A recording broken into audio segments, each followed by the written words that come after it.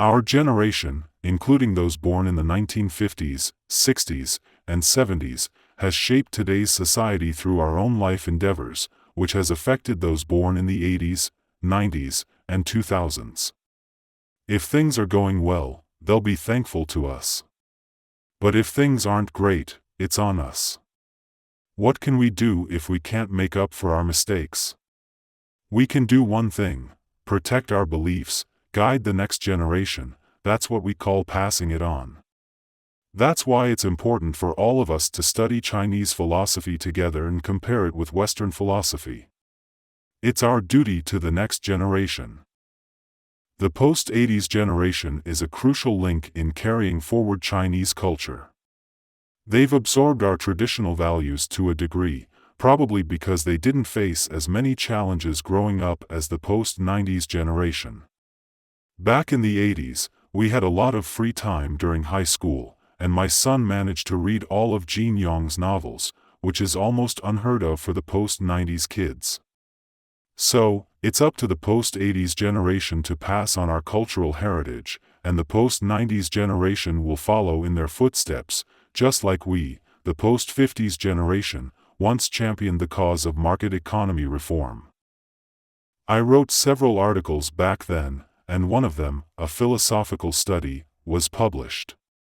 The title was "Market Economy is the Inevitable Path for China's Development."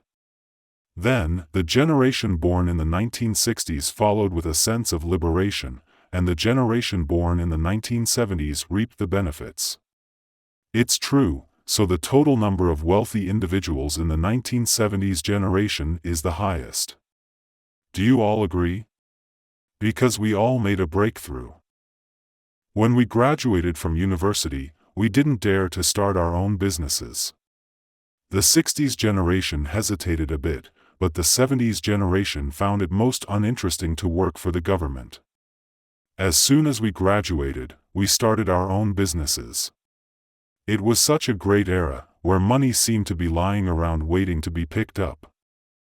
So, here comes the new China again. The post-80s generation is going to shake things up, followed by the post-90s generation feeling all liberated, and the post-2000s generation is going to ride the wave. The way people live seems to get passed down from one generation to the next. The post-80s folks are basically the offspring of the post-50s generation, so if the post-50s had it tough, you can bet the post-80s did too. The post-60s generation had it a bit easier, so the post-90s generation is catching a break too. The post-70s generation had the best of it, and the post-2000s generation is also doing pretty well. It's like fate, there's no way around it. That's why I've always had a soft spot for the post-80s crew. They've really been putting in the hard yards. Let's not even talk about the few rich kids from that generation. Most of the post-80s are out there grinding in the workforce, keeping it real. The post-90s generation is like, we ain't gonna hustle if we don't feel like it, because there are more chill individuals among them. But man, I really look up to the post-90s crew. They're something else. You know why?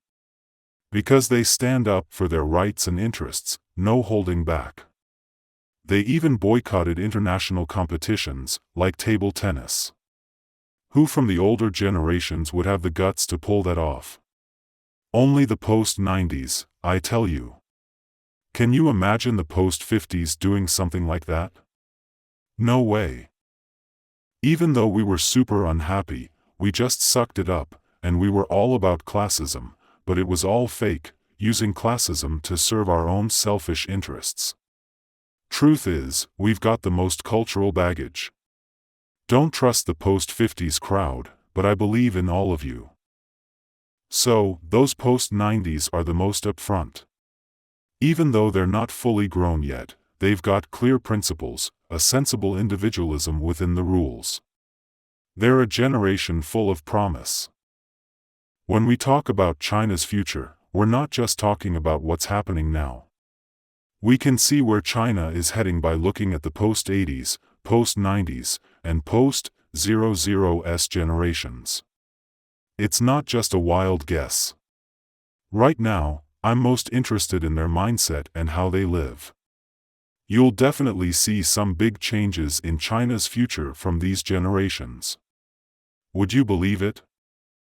The way these changes are being approached is still very Confucian, but they also dabble in a bit of Taoism and Buddhism, which kind of makes sense. They turn to Buddhist teachings to heal themselves because they all feel like society is messed up. Instead of diving into Confucianism or Yangming's school of heart, they go straight for Buddhism.